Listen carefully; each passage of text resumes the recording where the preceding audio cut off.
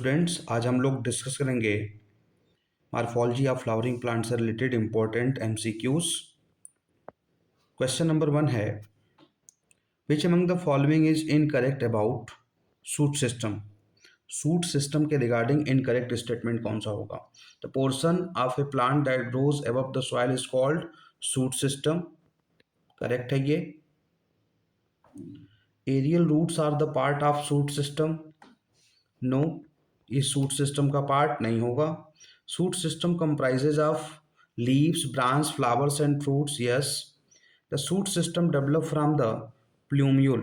Yes, shoot system plumule of the embryo से arise होता है। नेक्स्ट क्वेश्चन है, which among the following is incorrect about the root. Radicle grows to form a primary root inside the soil. Correct statement होगा। From the primary roots grows the secondary roots from the lateral surfaces.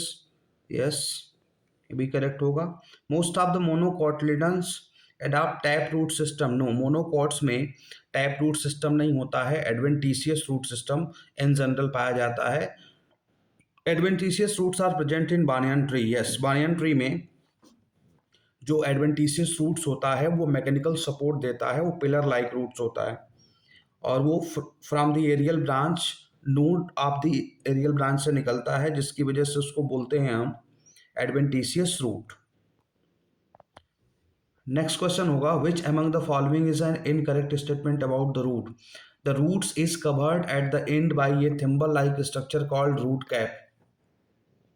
ठीक है, root apical meristem के tip पे root cap पाया जाता है, ये है root cap. Meristematic tissue help in growth of the plants. Yes. Meristematic cells when mature forms the so-called initiating cells. No, meristematic cells जब डिवाइड करती हैं तो एक सेल जो मेरिस्टेमेटिक रह जाती है उसे हम इनिशिएटिंग सेल कहते हैं, और जो सेल मेच्योर हो जाती है उसे हम परमानेंट सेल कहते हैं। तो ये स्टेटमेंट इनकरेक्ट हो गया। Root hair increase the surface area which help in increasing the level of water absorption. Yes, root hairs जो होते हैं वो यूनिसेलुलर होते हैं और कैपिलरी ऑफ सॉइल के अंदर गए होते हैं, जिसकी वजह से रूट का जो एब्जॉर्प्शन रीजन होता है वो बढ़ जाता है, जिससे वाटर मॉलिक्यूल्स और मिनरल्स का एब्जॉर्प्शन ज़्यादा होता है। नेक्स्ट क्वेश्चन है, which among the following is incorrect about the modification in root. Root undergo modification to perform conduction of water and minerals. ठीक है, करेक्ट होगा। Prop roots help in anchoring banyan tree to the ground. Mechanical root है, अभी previous question में discuss किया कि prop root जो होता है वो मैकेनिकल रूट होता है। नेमेटोफोर्स आर प्रेजेंट इन मेज एंड शुगर केन। नो, मेज एंड शुगर केन में जो रूट होती है उसे हम स्टिल्ट रूट कहते हैं, और नेमेटोफोर्स पाया जाता है मैनग्रोव वेजिटेशन की जो ट्रीज होती हैं उनमें। नेमेटोफोर्स को रेस्पायरेटरी रूट कहते हैं। क्या कहते हैं? Respiratory root. वो रेस्पायरेशन के लिए बेसिकली ऑक्सीजन नहीं होता है मैनग्रोव वेजिटेशन में, जो स्वैम्पी एरिया होता है उसकी एक एडाप्टेशन होती है नेमेटोफोर। तो ये स्टेटमेंट इनकरेक्ट है। Tap roots in turnip and carrot store food in their roots. Yes, ये स्टोरेज रूट के मॉडिफिकेशंस होते हैं, तो करेक्ट ऑप्शन हो जाएगा 4 का सी। नेक्स्ट क्वेश्चन है, which among the following is incorrect about tap roots and fibrous root. Okay, tap roots grows deep into the soil. Correct होगा। फाइब्रस रूट ग्रोज लैटरली, ये भी करेक्ट होगा। In fibrous root system one primary root and more than one secondary root is present. No, ये tap root का case होता है जिसमें radical से बनी हुई रूट प्राइमरी रूट कही जाती है, और लेटर स्टेज ऑफ डेवलपमेंट में नंबर ऑफ सेकेंडरी और उससे फिर टर्सरी रूट्स का फॉर्मेशन होता है, जिसको हम कलेक्टिवली कहते हैं tap root system. Most of the dicot adopt tap root system. Yes, तो 5th नंबर क्वेश्चन का ऑप्शन होगा सी। नेक्स्ट क्वेश्चन होगा, which among the following is incorrect about root system in carrot. Okay, root system in carrot के regarding incorrect statement filter करना है। In carrot roots are edible. Yes, गाजर का हलवा खाते हैं हम लोग। They adopt fibrous root system. No, गाजर कोनिकल रूट होता है और वो टैप रूट का मॉडिफिकेशन होता है। Turnip and beetroot also adopt the same type of root system. Yes, turnip और बीट रूट में भी नेपी फॉर्म रूट पाया जाता है जो टैप रूट की ही मॉडिफिकेशन होती है। In this root system, one primary root present grows into the soil and many secondary roots grow along the sides of the primary roots. Yes, ये है carat. Carat में ये प्राइमरी रूट होता है और इससे नंबर ऑफ सेकेंडरी रूट्स निकले होते हैं। और ये है टर्निप, ये है टर्निप का रूट, इसमें भी ये प्राइमरी रूट होती है और इससे नंबर ऑफ सेकेंडरी रूट्स निकले होते हैं। तो करेक्ट ऑप्शन हो जाएगा बी वाला। नेक्स्ट क्वेश्चन होगा which among the following is incorrect about adventitious root system. Okay, adventitious roots when buried in soil grows into new roots.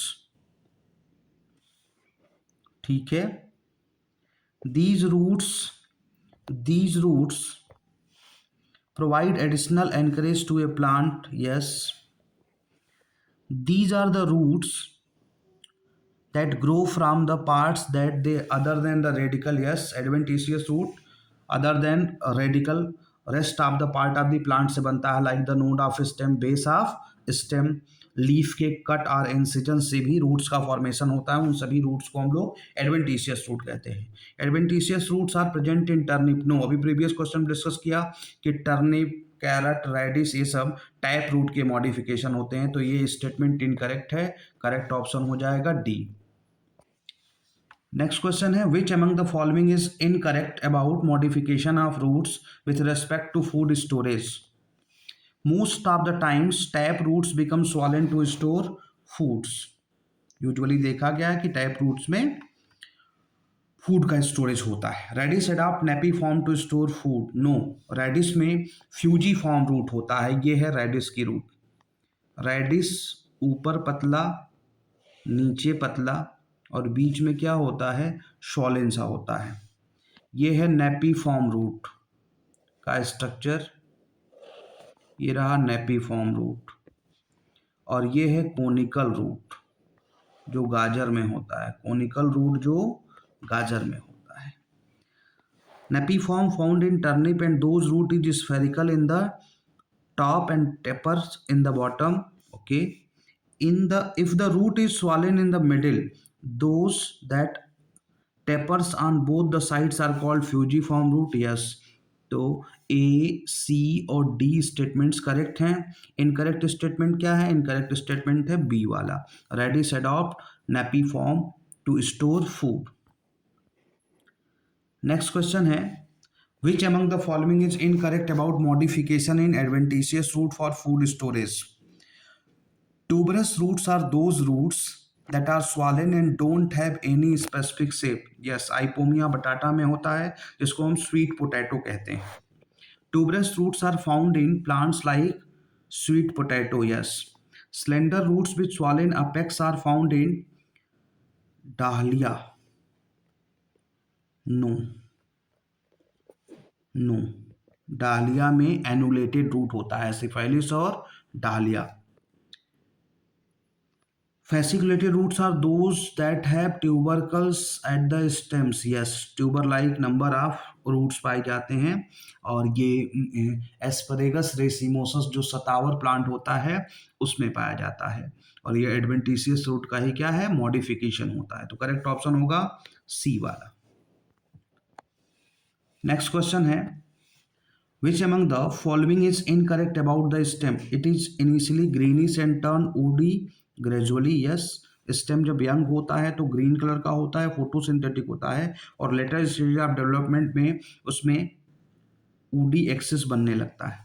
A stem bears leaves, flowers, buds and fruits and grows vertically erect. Yes, majority of cases में stem vertically erect direction में जाता है। Aerial main axis of a grown plant is called stem. ये भी correct है। The origin of stem is endogenous. No, root की origin endogenous होती है और स्टेम की ओरिजिन क्या होती है, एक्सोजिनस होती है। लीफ की ओरिजिन एक्सोजिनस होती है। तो करेक्ट ऑप्शन हो जाएगा डी वाला। नेक्स्ट क्वेश्चन है Which among the following statement is incorrect about the stem? The region of stem where buds arise is called a node. Yes, node of the stem से lateral buds निकलते हैं, lateral flattened structure leaf का भी formation होता है. The region between two consecutive nodes is called internode. ये भी correct है. Stem help in conduction of water and nutrients between the root and root cap. No, ये incorrect हो गया. Root and shoot system के बीच में stem help करता है. Stem system includes fruit, flower, bud and leaves. ये correct हो जाएगा. तो करेक्ट स्टेटमेंट है, इनकरेक्ट स्टेटमेंट है सी वाला. करेक्ट ऑप्शन होगा सी. नेक्स्ट क्वेश्चन है which among the following is not correct about different modifications of stem. Okay, weak stems are aerial stems that are further classified into rhizome. नहीं, rhizome underground stem होता है. Creeper and climber ये हो सकते हैं. तो correct incorrect statement आपको filter करना ऑप्शन तो मिल गया. आगे पढ़ते हैं. Stem is rhizome, tuber, bulb grow under the ground. सही है. In some plant systems are modified into thorn for the defence. Citrus में, बोगनविलिया में जो स्टेम के नोड से एक्सिलरी बड्स निकले होते हैं वो बेसिकली प्रोटेक्शन के पॉइंट ऑफ व्यू से मॉडिफाई करके और स्टेम थॉर्न बना लेते हैं. Stem in corn grow above the ground. Yes, corn में जो स्टेम होता है वो अबव द ग्राउंड जाता है. तो बी, सी एंड डी ये तीनों स्टेटमेंट क्या हैं? करेक्ट हैं. ये वाला स्टेटमेंट इनकरेक्ट है क्योंकि राइजोम अंडरग्राउंड स्टेम होता है, न कि एरियल स्टेम होता है. नेक्स्ट क्वेश्चन है which among the following is incorrect about different modes of modification in stem? Tendrils are tender and spirally coiled structure that arise from the axillary bud, help in the climbing of plants. Correct होगा. Stem thorns are woody and pointed structures that develop from the axillary buds and provide protection of the plants. Yes. जो stem thorn और stem tendril होते हैं वो basically axillary buds के modification होते हैं और एक्सिलरी बड के मॉडिफिकेशन होने की वजह से ही उनको स्टेम का मॉडिफिकेशन कहते हैं. क्योंकि जो एक्सिलरी बड होती है उसका फाइनल फेट क्या होता है वेजिटेटिव स्टेज में? लेटरल ब्रांच बनाना. तो लेटरल ब्रांच नहीं बन रहा है, उसकी जगह क्या बन रहा है? स्टेम टेंड्रिल और स्टेम थॉर्न. इस वजह से उसको बोलते हैं modification of the stem. Phylloclades are similar to stem thorn in structure, but phylloclades are modification of leaves, carry photosynthesis and also reduce transpiration. ध्यान दो, ये मॉडिफिकेशन ऑफ लीफ नहीं होता है, ये मॉडिफिकेशन ऑफ स्टेम होता है जिसमें all the internodes of plant modify हो जाता है into leaf like structure. In cladoid, only some part of the stem is fleshy and green. They are capable of performing photosynthesis. Yes, cladode और फिल्लोक्लैड्स में यही basic difference बताए थे कि cladode में एक या दो इंटरनोड मॉडिफाई करके लीफ लाइक स्ट्रक्चर बनाते हैं, वहीं फिल्लोक्लैड में जितने भी इंटरनोड्स होते हैं वो सभी मॉडिफाई करके लीफ लाइक स्ट्रक्चर बना लिए होते हैं. फिल्लोक्लैड्स का एग्जांपल हमने ओपनसिया डिस्कस किया था और क्लैडोड में हमने डिस्कस किया था एस्परेगस एंड रस्कस. तो करेक्ट ऑप्शन होगा डी, सी, क्योंकि ये स्टेटमेंट इनकरेक्ट है. नेक्स्ट क्वेश्चन है which among the following is incorrect about the rhizome. Thick stem that grow horizontally under the soil are rhizome. Correct होगा ये statement. Nodes and internodes are present in this kind of stem and adventitious root arise from the node. Rhizomes are unaffected during unfavorable condition. Correct. The edible part of ginger is a root. No, edible part of ginger और turmeric ये दोनों क्या होते हैं? Rhizome होते हैं. और rhizome क्या है? अंडरग्राउंड स्टेम होता है. तो करेक्ट ऑप्शन होगा डी वाला. नेक्स्ट क्वेश्चन है which among the following is incorrect about different parts of the leaf. Different parts of the leaf. Lamina contain veins and ventlets that transmit water to different region of the leaf. Petiole is flexible thin structure that help in fluttering of leaves in the air. ये भी correct होगा। Grass is an example of petiolated plants, no. Grass में sheathing leaf base होता है। कौन सा leaf base? Sheathing leaf base, ये लिए इनकरेक्ट हो जाएगा। Legumes have a swollen leaf base called pulvinus, yes. Legume और मैंगो इन दोनों में पल्विनेट लीफ बेस होता है जिसमें लीफ बेस स्वालन होती है। तो 15 नंबर क्वेश्चन का ऑप्शन हो जाएगा डी। नेक्स्ट क्वेश्चन है, which among the following is not correct about the leaf? Okay, stipules are leaf like structure that grows on the leaf base. Okay, the margin of the lamina can be entire wavy and the tip of the lamina can be rounded. ये भी correct होगा। The arrangement of veins and venlets in the leaf is called venation and the veins have the vascular tissue of the leaves, yes। जो venation होता है उसका एक काम होता है लीफ लेमिना को मैकेनिकल सपोर्ट प्रोवाइड करना, और वेनेशन के अंदर, वेन्स के अंदर बेसिकली जो वैस्कुलर टिश्यूज होती हैं जाइलम और फ्लोएम, वो वैस्कुलर सप्लाई करी होती हैं। In China rose leaf is palmately compound, no. China rose की लीफ सिंपल होती है तो ये पामेटली कंपाउंड नहीं होगा। करेक्ट ऑप्शन होगा डी वाला। नेक्स्ट क्वेश्चन है, which among the following is incorrect about reticulate and parallel venation? Okay, in reticulate venation veins are arranged haphazardly, yes। reticulate venation है तो जो veins होगा उसका कोई वे नहीं होता है, वो बेसिकली किसी भी वे में डेवलप हुए रहते हैं जिसकी वजह से एक जाल नुमा स्ट्रक्चर बन जाता है। whereas in case of parallel venation veins are arranged in parallel manner, yes, ये करेक्ट है। In reticulate venation, only one or many strong midribs are present. Reticulate venation में मल्टी कॉस्टेट कंडीशन भी होती है और यूनिकोस्टेट कंडीशन भी होती है। मीन्स एक थिक वेन भी हो सकती है और नंबर ऑफ थिक वेन्स भी हो सकते हैं। Rice is an example of reticulate venation, no. Rice monocot plant है बेटा, फैमिली पोएसी का, और उसमें पैरेलल वेनेशन होता है। तो ये एग्जाम्पल क्या हो गया? इनकरेक्ट। क्वेश्चन का आंसर होगा डी। नेक्स्ट क्वेश्चन है, which among the following statements is incorrect about the leaves? Okay, simple leaves are those leaves that are either entire or incised without touching the midrib, yes। जो simple leaf होता है उसमें जो leaf lamina होती है वो या तो इंटायर होगी, उसकी जो मार्जिन होती है या तो इंटायर होगी और या फिर कटी पिटी भी होगी, तो लीफ लेमिना कंप्लीटली नहीं कटा होता है। ये केस है किसका? सिंपल लीफ का। और कंपाउंड लीफ में आप देखोगे तो जो कट होता है उसकी वजह से लेमिना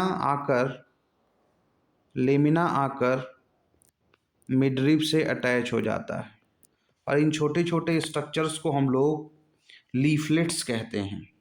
अब ये सभी लीफलेट्स अगर मेन वाली मिडरिब से जुड़ें तब इस मिडरिब को रैकिस कहा जाता है, और इस कंप्लीट लीफ को हम पिन्नेटली कंपाउंड लीफ कहते हैं। और अगर कट कुछ ऐसा हो कि सभी लीफलेट्स आकर एक कॉमन पॉइंट पे जुड़े मिडरिब के, तो उससे फिर पामेटली कंपाउंड लीफ का फॉर्मेशन होता है। पामेटली कंपाउंड लीफ का फॉर्मेशन होता है। देखिए, compound leaves are those leaves in which incisions reach the midrib breaking the lamina into leaflets called pinnate, yes. पहला वाला करेक्ट ही था, दूसरा वाला भी करेक्ट है। In palmate compound leaves leaflets are attached at a common point. अभी discuss किया कि पामेट कंपाउंड में लीफलेट्स सभी एक कॉमन पॉइंट पर आके अटैच हो जाते हैं। And axillary bud is present at the end of every leaflet, no. Every leaf में एक्सिलरी बड होता है। जैसे ये देखो, यहाँ पर ये लीफ है, ये लीफ सिंपल हो या कंपाउंड हो, यहाँ पर बड होगा। लेकिन वहीं पर अगर ये पिन्नेटली कंपाउंड लीफ है तो उनकी लीफलेट्स और रैकिस में यहाँ पर एक्सिलरी बड नहीं होते हैं। ये याद कर लेंगे, बहुत इंपॉर्टेंट पॉइंट है ये। तो करेक्ट ऑप्शन होगा डी वाला। Axillary bud is present at the end of every leaflet. Next question है which among the following is incorrect about phyllotaxy? Okay, the arrangement of leaves in the plant is called phyllotaxy. In alternate phyllotaxy, a single leaf is present at each node. Opposite phyllotaxy is present in China rose. China rose में opposite phyllotaxy नहीं होती है, China rose में होता है alternate phyllotaxy. तो ये वाला स्टेटमेंट इनकरेक्ट हो गया। अपोजिट फिलोटैक्सी पाया जाता है उसमें कैलाट्रोपिस में और गुआवा में। In whorl phyllotaxy multiple leaves are present at each node, ये भी करेक्ट होगा। ध्यान दो, अल्टरनेट फिलोटैक्सी में एक नोड से एक लीफ होता है, अपोजिट फिलोटैक्सी में एक नोड से दो लीफ होता है और दोनों एक दूसरे के 180 डिग्री के एंगल पे होते हैं। होल फिलोटैक्सी में दो से अधिक लीफ होगी एक नोड पर, तो 1, 2 और 4 ये तीनों स्टेटमेंट करेक्ट हैं, सी वाला स्टेटमेंट इनकरेक्ट है। नेक्स्ट क्वेश्चन होगा which among the following is incorrect about racemose and cymose? Okay, in racemose inflorescence the youngest flower remain at the top of the floral axis, correct होगा। Racemose में जो flowers होते हैं वो acropetal order में लगे रहते हैं फ्लोरल एक्सिस में, जिसमें oldest flower at the base होता है और youngest flower at the top होता है। In cymose inflorescence the floral main axis continue to grow throughout the life. No,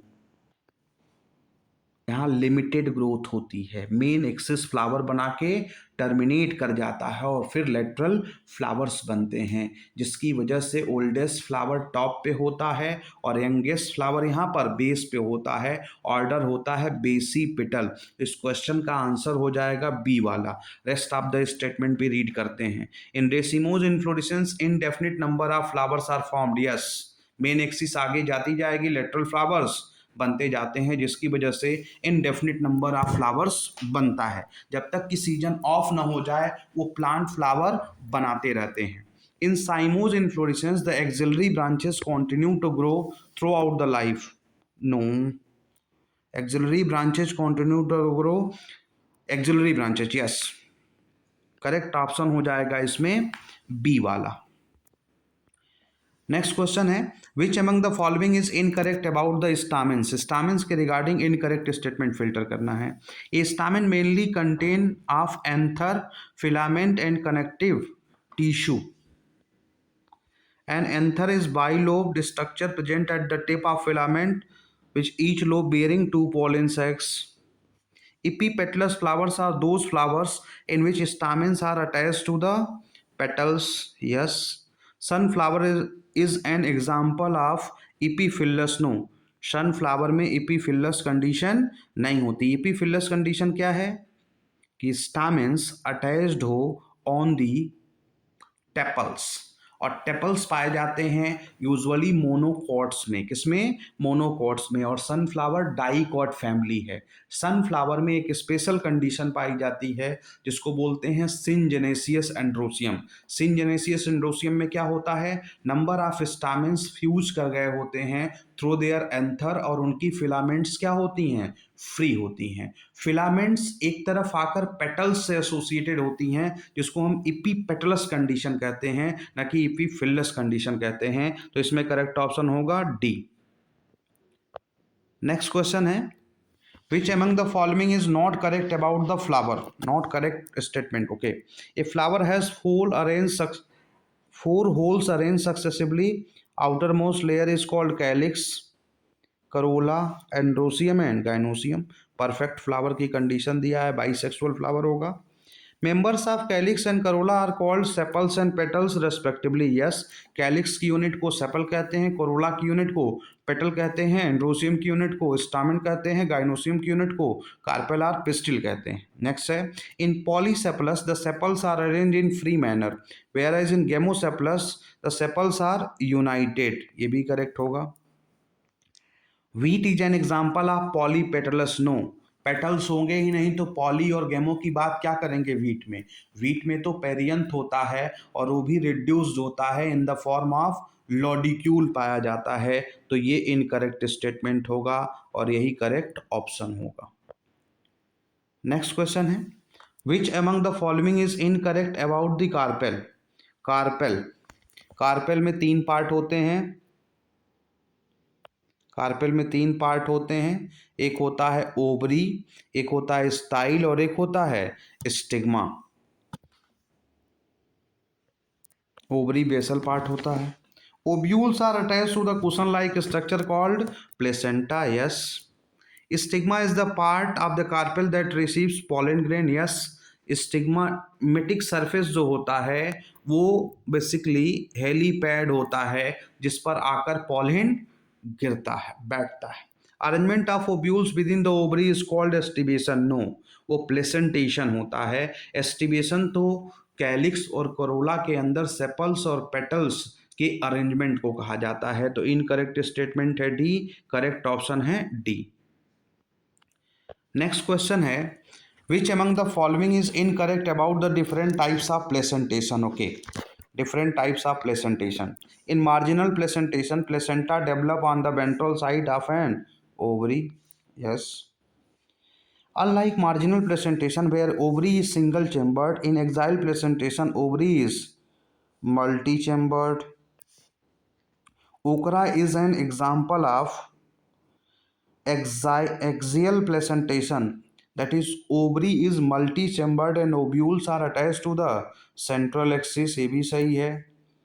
mustard is an example of basal placentation, no, mustard जो होता है उसमें parietal placentation पाया जाता है, mustard में पैराइटल प्लेसेंटेशन पाया जाता है। ओकरा, ओकरा भिंडी को बोलते हैं और भिंडी मालवेसी का प्लांट है, मालवेसी में एक्साइल प्लेसेंटेशन होता है। कौन सा प्लेसेंटेशन? एक्साइल प्लेसेंटेशन होता है। तो करेक्ट ऑप्शन हो जाएगा इसका डी वाला। नेक्स्ट क्वेश्चन है Which among the following is not correct about classification of flower? A flower containing only stamen is called staminate, yes. Unisexual male flower को staminate flower कहा जाता है। Based on the symmetry, flowers are classified into actinomorphic, zygomorphic and asymmetric flowers, yes. Actinomorphic का मतलब होता है radial symmetry वाला flower, means flower को किसी भी रेडियल प्लेन से कट करें तो फ्लावर दो बराबर भाग में बट जाए। और जाइगोमार्फिक जो होता है वो बाइलेटरल सिमेट्री शो करता है, मीन्स फ्लावर किसी एक रेडियल प्लेन से दो बराबर भाग में कटेगा। Flowers that possess radial symmetry is said to be zygomorphic, no. Canna is asymmetric flower, yes. Canna asymmetric flower होता है। तो करेक्ट ऑप्शन होगा सी वाला, रेडियल सिमेट्री नहीं, यहाँ पर बाइलेटरल सिमेट्री होती है। Next question, which among the following is incorrect about the classification of flowers based on the arrangement of whorl in a flower, okay. In hypogynous flower ovary is present at the lower most level, no. Hypogynous में ovary सबसे top पे होता है और rest of the floral whorls उसके base से निकले होते हैं। तो यहाँ लोअर मोस्ट लिख दिया, यहीं पर ये गलत हो गया। हाइपोगाइनस फ्लावर में सुपीरियर ओवरी होती है। In perigynous flower ovary is neither the bottommost whorl nor the topmost whorl, yes. यहाँ पर हाफ इंफीरियर कंडीशन होता है, एक कंडीशन बिल्कुल सही है। Ovary is perigynous, ovary in perigynous flower is called half superior or half inferior, yes. Ovary in epigynous flower is called inferior ovary, yes. Epigynous में inferior, hypogynous में superior, perigynous में half superior और half inferior, half superior और half inferior। तो correct option हो जाएगा यहाँ पर ए वाला। नेक्स्ट क्वेश्चन है Which among the following is incorrect about the structure of fruit, okay. Wall of the fruit is called pericarp, yes. Ovary wall converted into pericarp. The outermost layer of the epidermal cells is called epicarp, yes. Fruit की जो outermost layer होती है उसे हम epicarp कहते हैं। And the innermost layer is called endocarp, okay.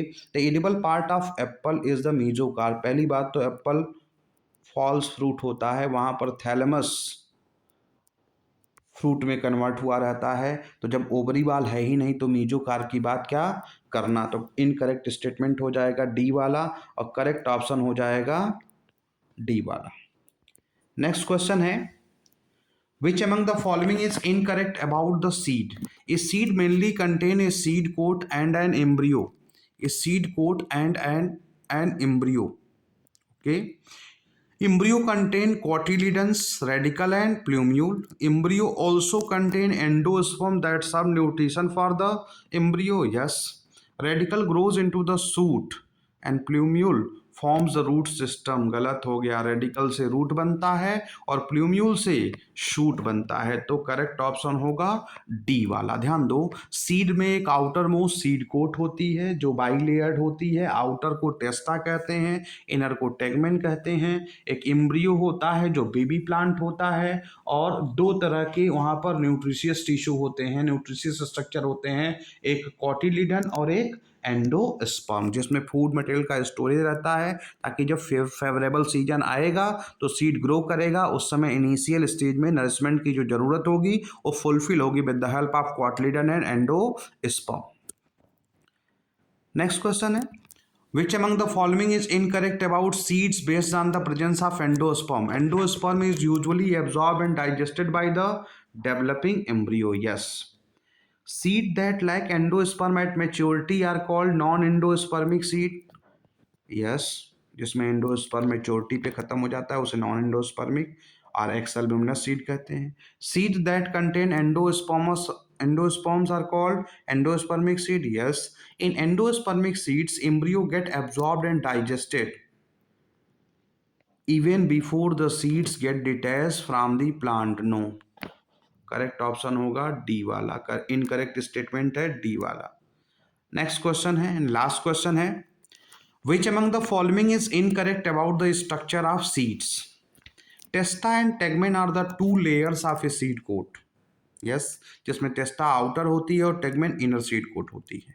टेस्टा and tegmen are closely attached that they cannot be separated unless soaked in water. Yes.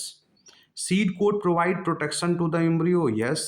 Testa is thin inner layer and tegmen is the thick outer layer of the seed coat. उल्टा कर दिया है, tegmen inner होता है और टेस्टा outer होता है. तो करेक्ट ऑप्शन होगा डी वाला. तो ये थे जो जनरल मार्फोलॉजी के टर्म्स हैं उससे रिलेटेड 30 निट MCQs.